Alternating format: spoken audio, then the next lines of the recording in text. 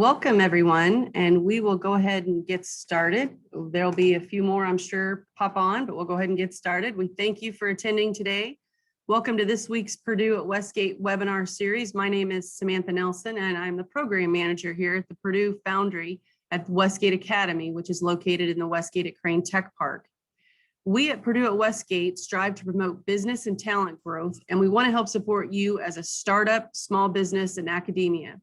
We strive to be that regional hub of connection and support. Purdue at Westgate is located within the Westgate Academy, and as mentioned, the Westgate Academy is a technology incubator, training, and office conference center, and that we are located within the Westgate at Crane Tech Park, which is right outside of the Naval Weapons Support Center in Crane, Indiana.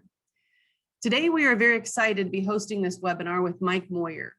Mike has authored several entrepreneurial books, such as Slicing Pie Handbook, Pitch Ninja, Persuasive Pitching and Presenting, and his latest Will Work for Pie, and many more. Mike has learned through his own entrepreneurial experiences that equity can be a powerful tool to attract resources and talent to your startup, and dividing it improperly can cause irreversible damage and derail an otherwise promising company. As well as being an author and founder of several startups, he also teaches entrepreneurship at Northwestern University and the University of Chicago Booth of School of Business. We ask that you mute your microphones during this presentation, but if you feel comfortable leaving your video on, please do so. If you have questions during the course of the presentation, we ask that you ask them via the chat button at the bottom of the screen, and Mike will answer them as the presentation continues. There will also be a Q&A after the presentation as well. So this webinar will be recorded, and a copy of the presentation and the recording will be sent to you via email following this presentation. So without any further ado, I'd like to introduce to you to Mike Moyer. Hello, and thank you very much for having me. I really appreciate being here. This is one of my favorite topics in the world, talking about equity splits. I know that anyone who starts a company will face this problem from time to time, and it's a big problem because getting it wrong is Samantha said, it can cause irreparable harm. And I've been through this many times, and some of you may actually be going through it as well, where you are faced with working with co-founders or early employees or partners who want equity. And the question about how much to give them comes up, and it's a confusing one. And unfortunately, most of the advice is going to be just flat out wrong. This is an area of business where the advice is just plain wrong. And today I'm going to give you some things to show you why it's wrong and hopefully give you the right answer that you'll be able to use for the rest of your life. So let me share my screen here.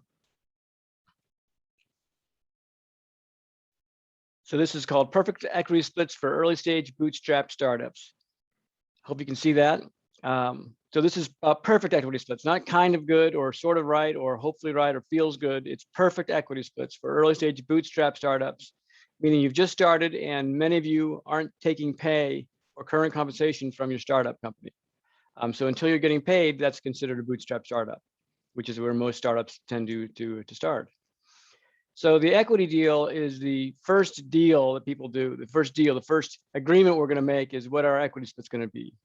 So we could find our partner or partners and we think, hey, this is going to be great. Everything's going to go hunky-dory. We're all going to work our butts off. We're going to go public in 3 years. We're going to acquire Amazon.com. It's going to be awesome. And you enter what's called a fixed equity split. Most companies do fixed equity splits at the outset of the venture before any work's been done. And a fixed equity split is expressed as a percentage. So 60-40 would be a fixed equity split, or 51-49. I call this the illusion of control, where someone says, I gotta keep 51% because I want to make all the decisions. That's not really the case in many cases, is that you can maintain control without having 51%. Or 25, 30, 45, anything where equity is expressed as a percentage is usually a fixed equity split. And this advice comes from lawyers and advisors and professors, and smart, well-meaning, successful, educated people give you this advice. And the advice on how to come up with your equity split is based on what I call crystal ball assumptions, decisions and guesses about future events. So for instance, estimate what you're going to do in the future, or what's the rule of thumb for someone, or where are you going to be in 3 years? What is the industry standard? You're basically just throwing darts, because can you actually predict future events? If you can, let me know. I'd love to talk to you about some investment ideas. But for the most part, most mortal men can't predict future events. The future is unknowable. We can't tell what's going to happen in the future. We are optimistic. We're hopeful. We're doing this because we think we can tell what's going to happen. But we don't really know what's going to happen in the next 5 minutes, let alone what's going to happen in a year or two down the road. So you can't predict future events. So let's accept the fact that the future is unknowable. So basing our equity split on future events guarantees that it's going to be wrong. No matter how careful you are, no matter how standard it looks, no matter how smart people are doing the math, you can't get a fair equity split by basing your split on future events. So most people say, let's screw it, let's keep it simple. We'll go 50-50 right down the middle. 90% of our startups do equal splits. So a third, a third, a third, a quarter, a quarter, a quarter, a quarter. Divide 100% by the number of early participants there are, and that's going to be our split. The problem is, what if you do all the work? So we're 50-50 and you do all the work. I own half your company. I'm not doing anything. So then what do you do? Or let's say you're marketing and I'm technology. I want to bring in a technology person. Well, that person's going to help me, not you. So does it come out of my share or your share? Or what if you want to quit? Does this mean that you get to keep your share? Or if your CTO gets hit by a bus? I was working with a company once where the CTO was hit by a bus and subsequently died of his injuries. So his wife, who was in the medical profession, inherited his half of the company, which she should have. But she didn't know anything about being a CTO. So the CEO asked me, does this mean I have to give her half my profits forever? Indeed it does. That's exactly what it means. And she didn't want to give up her half, and I don't blame her. But she couldn't add any value. So this guy was stuck trying to find another CTO and giving him shares out of his share. So this person who wasn't doing anything was getting the bulk of the equity for not doing any work. The only thing that doesn't change in your startup is the fact that it's always changing. Things change all the time. Things are different than what you thought they were going to be. And when that happens, when something happens that it changes, you fight about it. You fix the split and you fight about it later. So the minute something changes, you got to go back to the drawing board and renegotiate your split based on your new assumptions about future events. And therefore, you're going to fight about it again. And you can go back and forth over and over again, every time, chipping away at the relationship and making everybody unhappy. Some of you may be already experiencing this in real life or have experienced it in real life, or maybe you failed because of this. And if it's not fair, it's not fun. And startups should be fun. Most of them fail anyway. So at least you should be having fun along the way. So if it's fair, it'll be fun. And the best way to understand the concept of equity sharing that's fair is a game of blackjack. So let's pretend that you and I are going to play blackjack as a team, not as opponents, but as a team. And we agree to split the winnings 50-50 because we're friends. So we go to the table and we each put one chip on the same hand of blackjack, and we're playing the same hand. We don't know if we're going to win. We don't know how much we're going to win. We don't know how long it's going to take to win. We're optimistic, we're hopeful, we think we're going to win, that's what we're playing. We don't know the future. All we know for certain, though, is that we each bet one chip. So the dealer deals an ace, which is good, and another ace. So in blackjack, the right call is to split the aces and double down our bets. Now, I'm out of chips and you're not. So you put 2 more chips down. So now you've bet 3 chips and I bet 1 chip. The future is still unknowable. We don't know if we're going to win. We don't know how much we're going to win. We don't know how long it's going to take to win. What we know for certain, though, is that you bet 3 chips and I bet 1 chip. If we win, does a 50-50 split sound fair anymore? If you're thinking through this properly, you should say, no, it should be 75-25. I should get 25% for my 1 chip, and you should get 75% of the wins because of your 3 chips. So startups and blackjack are the same thing, but instead of betting on cards, we're betting on ideas. And we bet time and money and facilities and relationships and supplies and equipment. Every day that goes by, we're not paid for our contribution. We're not paid our salary. We're not paid our expenses. We're not paid for our resources. Every day that goes by, we're not paid. We're placing new bets. And business, unlike anything else in life, business is quantifiable. Everything can be quantified. Everything can be boiled down to dollars and cents. Everything. So that's not true anywhere else in life. But in business, we can think about dollars and cents. And the dollars and cents that can be quantified is the fair market value of our contribution. So if you think about what your salary is, let's say I'm worth $100,000 a year doing X, Y, or Z, and I do X, Y, or Z for your company, and you don't pay me, then I'm essentially every year I'm betting $100,000 in unpaid salary. Let's say I contribute something that I can buy on eBay for 10 bucks. If I contribute this mouse for 10 bucks and I'm not reimbursed 10 bucks, I am betting $10 in unreimbursed expenses. Everything is quantifiable. And so when you think about it rationally, a person's share of the equity should be based on the person's share of the bets. Because I can quantify and know exactly what each person bets, I can easily figure out what my equity split should be. So what Slicing Pie does is simply observes the bets as they're being placed. It keeps track of who bet what by assigning them to each person and splitting equity based on that. It's very simple. That's all there is to it. It's not a complicated thing. There are some nuances that I'll go over, but all you're doing is tracking the bets and then logically dividing up equity based on the value of each person's bet, the relative value of each person's bet. So the Slicing Pie model has two parts. The first part is this allocation framework, which is based on this betting concept. And the second part is the recovery framework, which is getting equity back from someone if they leave the company. Because oftentimes people leave the company under different circumstances. We got to get equity back from them if they leave. This animal is called a grunt. You may see it referred to as a grunt fund sometimes. But for the most part, it's just called the Slicing Pie model. So here's the allocation framework. In Slicing Pie, we use a fictional unit of risk called a slice. A slice represents a bet, just like a poker chip represents a bet. It's not worth anything in itself. It just represents the fact that a bet took place. So in Slicing Pie, you simply convert your contributions to slices using a formula that I'll show you in a second. At any given time, your share is equal to your slices over all the slices. Just like in Blackjack, it was your chip divided by all the chips, your 3 chips divided by 4 chips.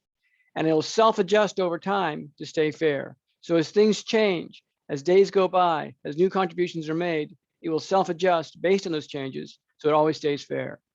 Now, it's really nice to know in advance what you're going to get in terms of percentage. It really feels good. The problem is, no matter what number I choose in the beginning, it's guaranteed to be wrong. Now, Slicing Pie doesn't give you the number in advance, so you don't know what you're going to get until the end. But the good news is, whatever number you get is going to be exactly right. So if you have trouble with this ambiguity of not knowing what you're going to get percentage-wise, just rest assured that no matter what number you get, it's going to be exactly perfectly fair versus an advanced number, a fixed split, which is going to always be wrong. Now, there's two kinds of contributions. There are non-cash contributions, which are things like time, relationships, ideas, things that don't require cash out of your pocket to contribute. And there are cash contributions, which do require cash out of your pocket. So small investments of working capital, unreimbursed expenses. So for instance, if I buy a plane ticket for $1,000 and I'm not reimbursed, then I'm betting $1,000 in unreimbursed expenses on the company. And some things are kind of in between. So for instance, let's say I had some office supplies at home. Well, I didn't consume cash for those for the business specifically. I just had them at home, so I brought them in.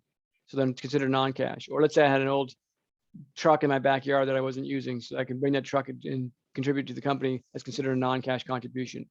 If I buy it specifically for the company, then the loan on the truck or the expense for that truck is considered a cash contribution. So some things are kind of in between. So all I got to do is figure out the fair market value of those contributions, which I can know because everything has a fair market value.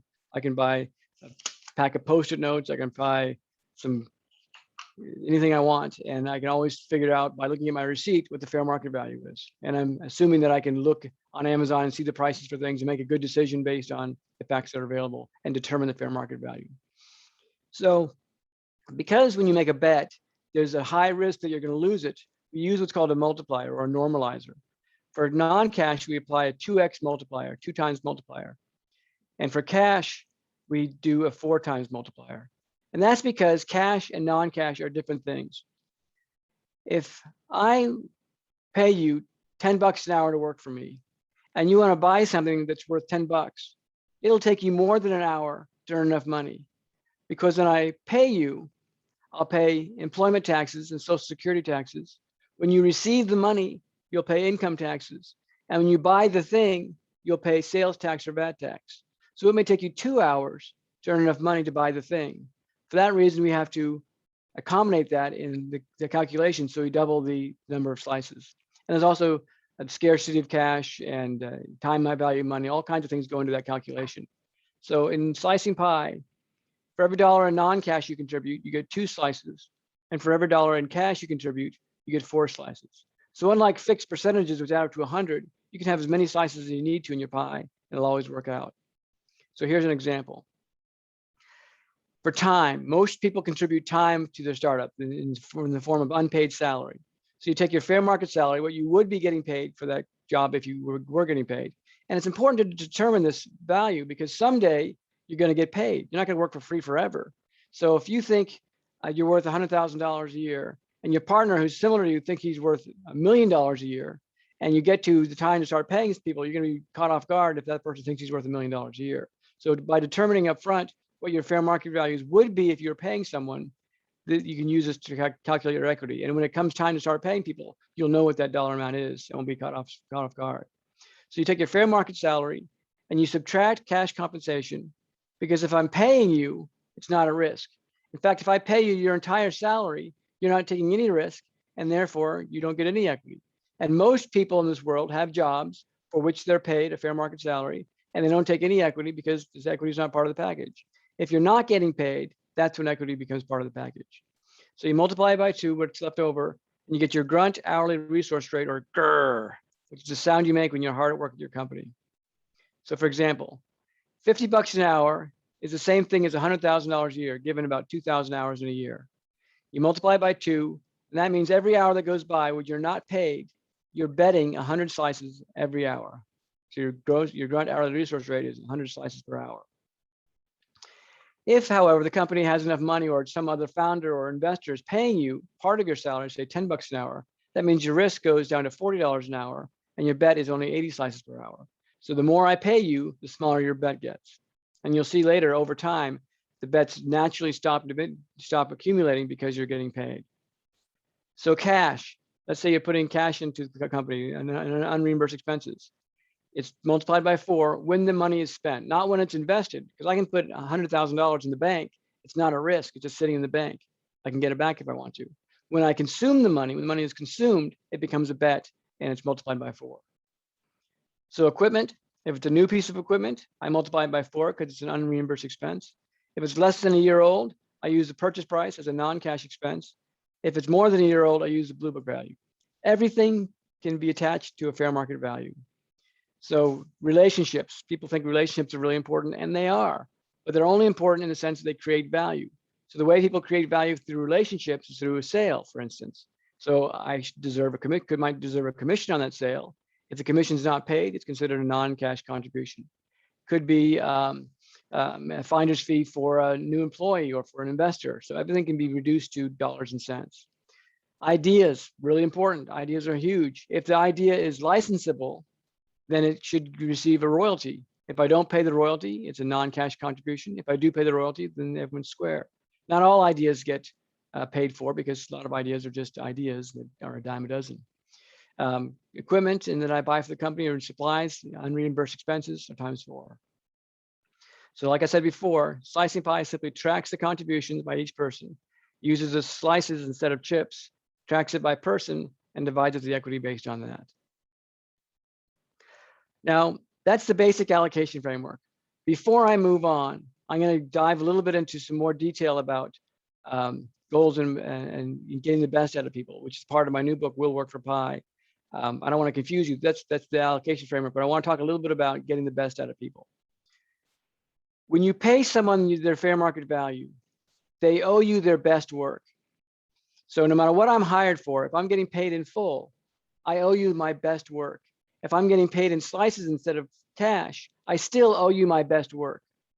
However, sometimes people perform better than their best work. We want to create a system, a structure where people work better than their best. And that's where goals and milestones come in. A goal defines the expected outcome, assuming your best work.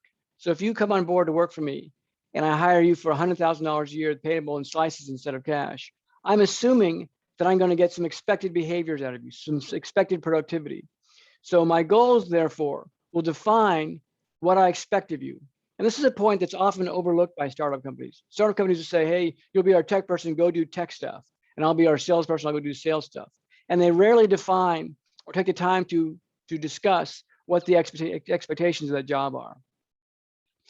So if you perform as expected according to your goals, you should get paid 100% of your fair market salary in slices or in cash. If you perform above and beyond that because you took the extra time to do training or practice extra hard or pushed the minute, burn the midnight oil or did whatever it is to perform beyond that, you should get paid more than your fair market salary. And similarly, you should be paid less if you don't. So you're basically correcting for fair market value mistakes that you might make. So each participant deserves their own goals. Anyone that's strategic or has value that's getting slices should be part of this annual goal setting process or quarterly goal setting process. But the problem with setting goals is that it creates silos. I have my goals, and you have your goals, and she has her goals, and he has his goals. And that creates silo thinking and silo operations. So as important as the goals are, they often create silos. So a milestone is intended to break down those silos. So milestones are steps along the path towards that goal. So for instance, if my goal is to launch a new website, then a milestone would be to get the design for that website several months in advance. And another milestone would be getting the copywriting or the specifications or things that might come from other people in the organization. So the budget, for instance, might be something that's important. So a milestone is a step towards a goal, and they're assigned to other people in the team. So my goal might include, my goal for launching the website might include some input from sales and from finance and from operations and from marketing. So now other people own milestones along the path towards my goal. If the milestones are missed, that's an early warning system that my goal is likely to be missed. If my goal is likely to be missed, then I'm likely not to get paid not be able to perform up to expectations. So it's my problem if your milestones are missed. So this is just a way to think about getting the better than best out of people. But the problem is, in a startup, which is very common, or even other companies, what if you don't succeed? So I promised someone a certain level of compensation, but the company doesn't succeed as it should. So we also have to tie it to corporate goals.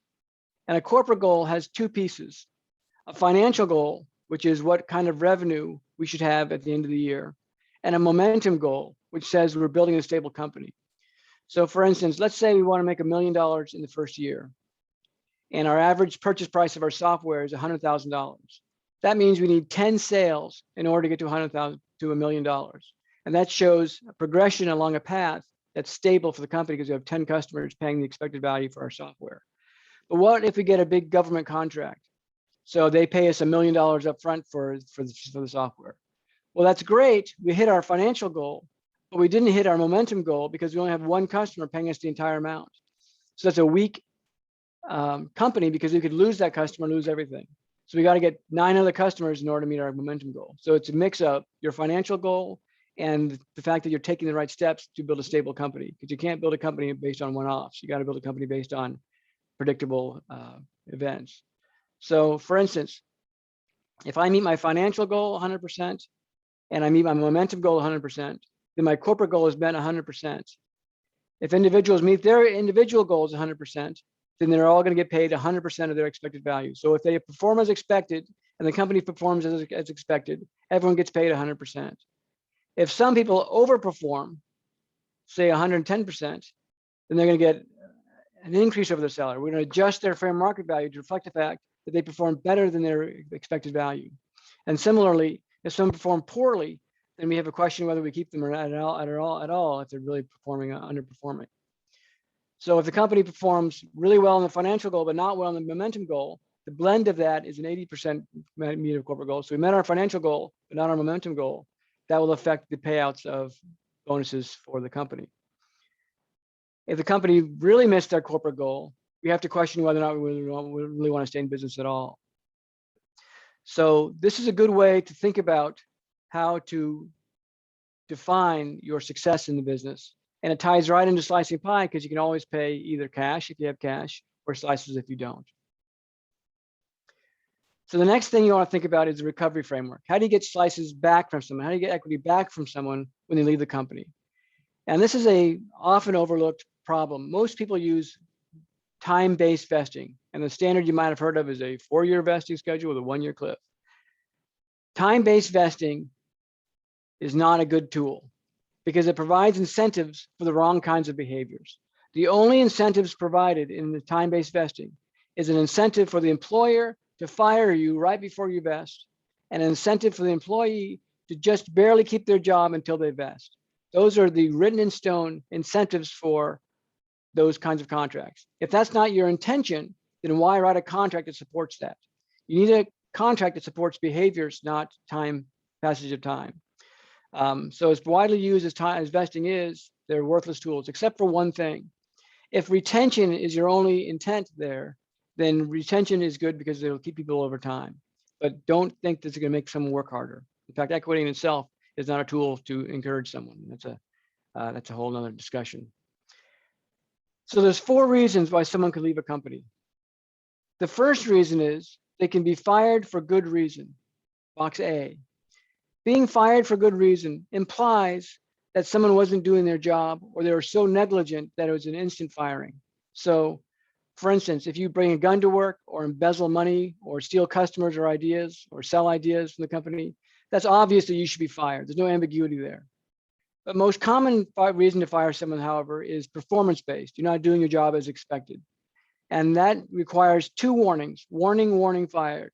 You have to give someone the chance to adjust their behavior, to change their behavior in order to fire them for cause. If you don't give someone the chance, then you're not being fair. You can fire someone without giving them a chance. That's considered box B, firing for no good reason. If I don't give you a reason that's obvious or give you a warning, then I'm firing you for no good reason. And I can do that as your employer. Most states and countries are at will employment. I can just walk in one day and say, you're fired, you're laid off, whatever the reason. But without a warning or without gross negligence, it's considered firing for no good reason. You can also resign for good reason. Resigning for good reason implies that you were made promises, the company made promises that it couldn't keep. So I might have hired you and said, we're going to pay you in 6 months. And then 6 months rolls around and you weren't paid. So now you have good reason to resign. Or maybe you're our marketing person and I come in one day and I say, we're changing your job to our salesperson. You're now our salesperson. That's not really what you signed up for. So now you have good reason to resign. Or maybe I said, you're going to take a lower salary or change something material about your job. If it's not what you signed up for, you now have good reason to resign. You can also resign for your own personal reasons. These are considered resigning for no good reason. Maybe you don't like the company anymore. Maybe you can't work for free anymore. Maybe you don't believe in the vision anymore. Whatever your reasons are, if they're not caused by the company, then they're your own good reason, your own reasons, and they're considered resignation for no good reason. Now, if you notice, getting fired for good reason, because you weren't doing your job or you're negligent, and resigning for no good reason, meaning you just up and quit, puts the company in jeopardy. If you're a solo entrepreneur and you walk away from your company or you don't do your work, you lose everything. Similarly, if you're fired for good reason or you resign for no good reason, you lose everything. You lose your slices, as you should. It's painful to leave under these circumstances, as it should be. The company deserves protection from you flaking out or quitting. If you want to play this game and you want to participate in the upside, don't quit. Don't get fired. Do your job. Now, if you think about this in terms of goals and milestones, it's back to our performance management discussion. Someone who gets 65% of their goals should have received some warnings. And the time they would have gotten those warnings is when they missed milestones. So if you're missing milestones on a regular basis, that's a warning and fired. So you can tie performance management right into this recovery framework because it gives you the opportunity to have a meaningful discussion about your missing milestones. So milestones don't give you an extra bonus. They're just evidence that you're producing. And if you're not producing, you're putting other people in jeopardy of meeting their goals, which puts the whole corporate goal in jeopardy. So this all ties together. So it's important to think about performance management in the same time, in the same breath, and the same thought process as you think about equity splits. On the reverse side, if you resign for good reason, meaning you got reasons to leave because the company caused you to leave, or the company laid you off for no good reason, you would keep your pie on the table. You keep your bet. Now it would continue to dilute as other people added slices on top of you, but you keep your slices in the pie. So that means we have an absentee owner, which is inconvenient, but that's as it should be. We can't fire someone and take their equity back for no reason. I was with a company a few years ago where I invested some of my money and my time, and I relocated it at my own expense. And my partner fired me And because of a little clause in the agreement, he could buy my shares back at the current value, which was 0. So he wound up paying me next to nothing for my shares and probably turned around and sold them for hundreds of thousands, if not millions of dollars. And I should have gotten something for that. That was legal. I had agreed to that. That doesn't make it fair. Just because I agree to something, just because it's legal, just because you can get away with it, doesn't make it fair. So in this case, in slicing pie, your slices stay on the table. So no matter what happens, no matter what you bet or how you choose to leave the company, the slicing pie model always adjusts to reflect the logic of fairness and produce an answer and an equity split that's always fair. Now, eventually you want to bake the pie. You want to stop using slicing pie because you've moved beyond the bootstrap stage. And when you bake the pie, it turns a crisp golden brown and tastes delicious. And there's 2 points at which you do this. The first is break even, or second point is Series A. It's when you have enough money to start paying all your expenses and salaries. And it's important to know that you're also paying salaries. If you're not paying salaries, you can't be profitable. So salaries and equity are separate things altogether. When you're paying salaries, your betting stops. So for instance, if you're worth $50 an hour or $100,000 a year, every hour that goes by, you're betting $50. If I pay you nothing, then you're betting the entire $50. If the company generates revenue and can start paying you a little bit of cash, say $10 an hour, then your bet goes down and you're betting fewer slices per hour on a go-forward basis. The more I pay you, the lower your bet goes on a per slice basis, on a per hour basis, down, down, and down until I'm paying you in full, and the bets naturally stop accumulating. So the slices in the pie are naturally stopping. So someday, as you can start paying people, the pie is going to stop adjusting with slices because there's no bets taking place. At that point, the pie bakes. Now, after you're paying all your expenses and you're meeting all your obligations in terms of salaries and expenses, what's left over is profit. And you can retain those profits as retained earnings, or you can distribute those profits as dividends to shareholders. And the pie determines the distribution of those profits, those dividends, or the proceeds of a sale if you sell the company. This is the bet paying off. Just like in Blackjack, we had 75-25. This is the bet paying off in slicing pie. The second way to freeze the pie or bake the pie is by raising a Series A fund.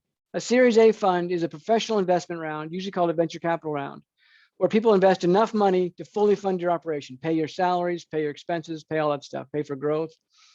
And it's based on a negotiated rate. So we negotiate, say, a $900,000 pre-money valuation, which has nothing to do with the inputs to the pie. It reflects the value that we created. Let's say we raise $1 million. So now we've sold 1.9. Our total company is worth $1.9 million, and we've sold 53% of the company.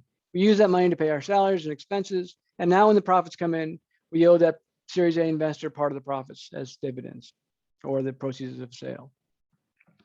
So the pie naturally stops and you will go on to a regular equity split, which could be subject to reverse vesting for retention purposes and things like that. But the critical time that we're covering here is the first 18 to 36 months where the company is in its formation stages and hasn't raised money and hasn't broken even, and things are fluctuating very quickly. We're giving everyone what they deserve. Now, if you've been exposed to this model, there are 3 reasons why you wouldn't want to use it, why it's not appropriate for you, as long as you're bootstrapping. The first reason you wouldn't want to use it is if you don't get it. You've sat through this webinar, you've asked questions, you just don't get it. It hasn't clicked for you. Once it clicks, it should be obvious that this works and you'll want to use it. If it hasn't clicked for you, there's plenty of resources that you can access for free or some are paid to get it. The books on this topic are called Slicing Pie, which is the original book. I recommend the Slicing Pie Handbook, which is a newer book.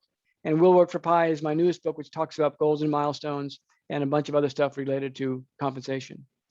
The book has been translated into lots of different languages all over the world. It's been used for about 10 years. I've never once seen it fail to create a fair split. There's software online that you can use to track your split. There's free spreadsheets, there's events, there's contracts, there's all kinds of stuff. Please reach out to me. Please consume these tools. A lot of them are free. I want you to get this. If you don't get it, you're going to go into an unfair split. The second reason you wouldn't want to use this is because you're not willing to learn it. And you'll come across people who say, no, I want my 5%, or I want my 10%, or I want 51%. They're not willing to learn something new. Beware of these people. because they're not going to be very effective parts of your company probably if they're not willing to learn something new or try new things. Once they're faced with the fairness of this thing, it should be obvious to them, but they may not be willing to learn how it works. And the last reason people don't want to use Slicing Pie is because they do get it, but they have an intention to take advantage of you. And a lot of people can smell desperation from a startup company and they want to take advantage by doing an unfair split. An angel investor might want a fixed chunk of it when they're not covering all your expenses, for instance, or an advisor might want 5% off the top. There's all kinds of reasons they might want to take advantage of you, especially if you're a startup, especially if you're a rookie startup. Don't let this happen. If you have a good deal, you'll find other investors. People are always like, what if I can't find another investor? If you can't find another investor, you probably don't have a very good deal. So if your deal is good, your business is good, you'll find investment. Just keep trying. So that's how the Slicing Pie model works. I'm happy to take questions if there are any that came through for the chat, or if you want to just shout them out. Thanks, Mike. I don't see any questions in the chat, but if anybody would like to turn their mic on or turn their video on and ask Mike a question, he'd be more than happy to answer it at this time.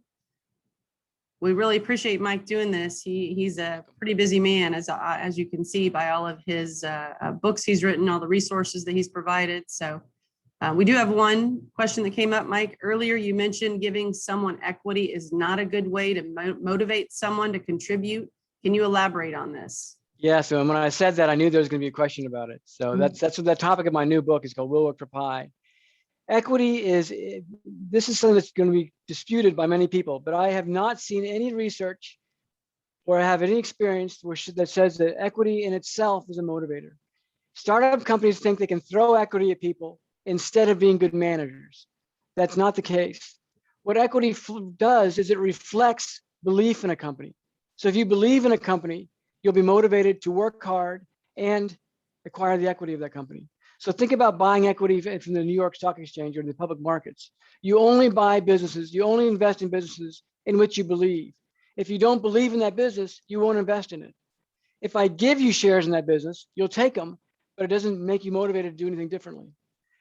So what equity does reflect is this belief in a company. So if I believe in your business, then I'll want equity. I'll be willing to take equity. And therefore, I'll be motivated to work in the company. And if I believe in it, I'll be willing to work for it, work harder. And this comes through in most companies. If you aren't getting equity, if you're a salaried employee and you really believe in the mission of the company, you work really hard. So for instance, there's many not-for-profits that people work really hard for low wages because they believe in the mission of the business. There's no equity in not-for-profits. If equity was the only motivator or the primary motivator, not-for-profits wouldn't exist. So the same can happen for for-profit companies. You don't confuse motivation and equity.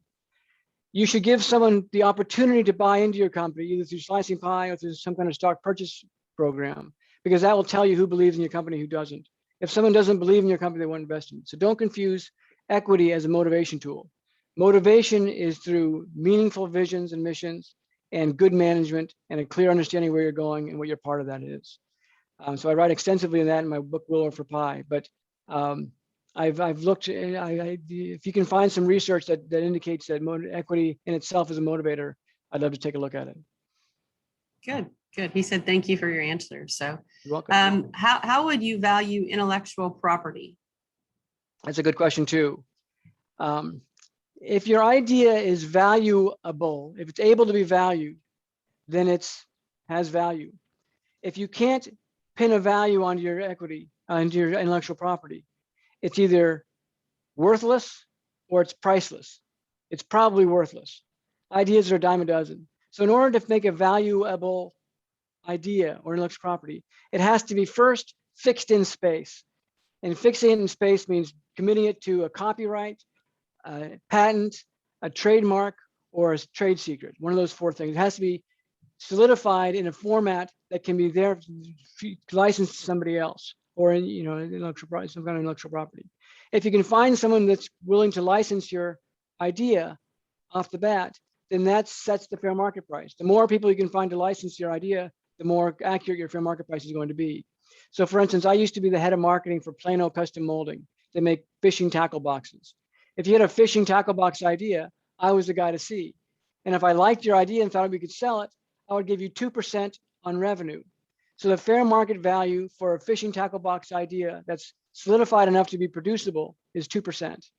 Now you can get a higher royalty from one of my competitors, but they couldn't do as much volume as I could do.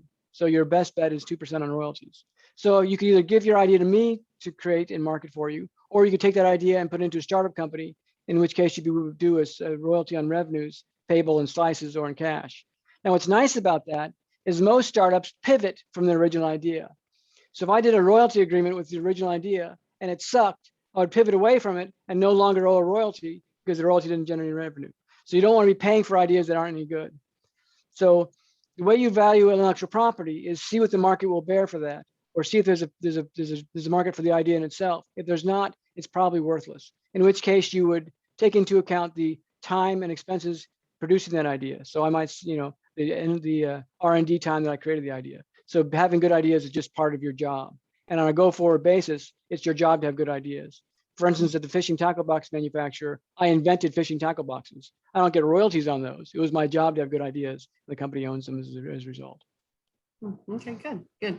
So what about trade secrets? Is secret not automatically non-transparent and not formally registered or recognized? And how do we sell this to investors? So a trade secret is exactly what you just described. It's an idea that I keep secret to myself and don't tell anybody how to. I have an investment in a company that makes an additive for gasoline that lowers emissions by 15 to 20%. How we make that, even to myself, is a trade secret. There's one person who knows how to make it in the world. The tools to make it come from different manufacturers. He assembles them in our factory, and armed guards guard the door while he makes this thing. And then he takes it apart at the end. So the directions for making it is stored with one of our attorneys. So the proof is in the pudding that it actually works, that he can produce it. But he doesn't want anyone to know it or patent it, because if he patents it, the word will get out how he does it. So we keep it under lock and key. So in order to create value for investors, you have to show a product that reflects the benefits that you promise without telling them how it's made. And that there's all kinds of examples of trade secrets, but that could be licensed, for instance. Now we acquired the license for this trade secret from the guy who invented him, who was in his late 80s, who sold it to us, sold it to the founder of the company. And we paid him several $1 million for it. And so the know-how is transferred to us. But the trade secrets are simply a know-how that's kept secret in order to produce an end result that's considered valuable. And if you have that and someone else is willing to license it from you, then you would set a value. Now, most of us don't typically go out and do licensing deals. Some people, all they do is licensing deals. If you're in the publishing business, all you do is licensing. I'm an author. All I do is have licenses for my books. So it's very common for me, but most people aren't used to that. So you have to research that in the industry and get into it a little bit. Okay, good. Great questions.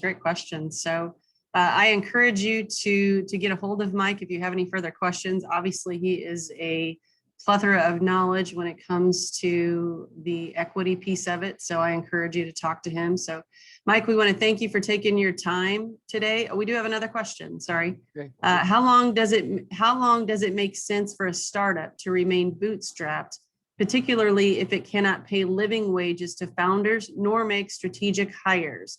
That is, does avoiding VC make sense in principle? So this is a good question. And I deal with hundreds of startups all the time. And a bootstrap startup should last as long as you can last. If you can't last 3 years or willing to forego salary for 3 years, don't make it last 3 years. You want to make sure you know your personal timelines and the timelines of your team. It's pretty shocking to hear about a company who's been in business for 6 or 7 years and still hasn't paid it full salaries. That means you've basically been giving yourself a haircut salary-wise for 6 or 7 years. I was talking to someone the other day who said she was worth $200,000 a year, but she's been in her startup for 6 years, paying herself $50,000 a year. She's clearly not worth $200,000 a year because she didn't have the wherewithal to turn her company into a company that could pay her. If she was worth that much, she would have produced that much for herself. So be very careful about how long your startup lasts. I think a company going from a year to 2 years is about enough time to prove it works or not works and to get some traction. If your business requires a long runway, then you should be raising money early on. If you doesn't require a long runway, you should really focus on getting to revenue. Get to revenue. as fast as you can. And that once you get to revenue, you'll prove yourself a worthy adversary for the market, and the VCs will want to invest in you. If you're not getting to revenue over 2 or 3 years, no one's going to see your investment becomes less and less entertaining or interesting over time. So don't bootstrap for too long. Focus on getting to revenue as fast as you can. And the slicing pie model gives you incentives to get to revenue because you can freeze your pie earlier. Good, great. Thanks for your answer. Thank you. Yeah, thank you. So again, I encourage you to reach out to Mike if you have any further questions. I know he'd be more than happy to provide you some resources and help you out as he can. Thank you for attending this. As I mentioned earlier, the copy of the presentation and the recording will be sent to you via email, the email that you provided us. So we'll send you that later this afternoon. Also, we want to thank Amentum. They are a defense contractor within the Westgate at Crane Tech Park. They are sponsoring our July webinar series. They are a defense contractor that supports the missions of defense and government. So we appreciate their sponsor for July. And as always, you can go to the westgate-academy.com website to see other events and webinars that we are doing. Also, you can view the past webinars. You can go and see the recordings of any past ones that we've done. So again, thank you, Mike. Thank you all for participating, and hope everyone has a great, safe week. And hopefully we can see everyone in person in the near future. So thank you, everybody. We'll talk to you soon. Thanks for being online. Nice. Bye. Bye.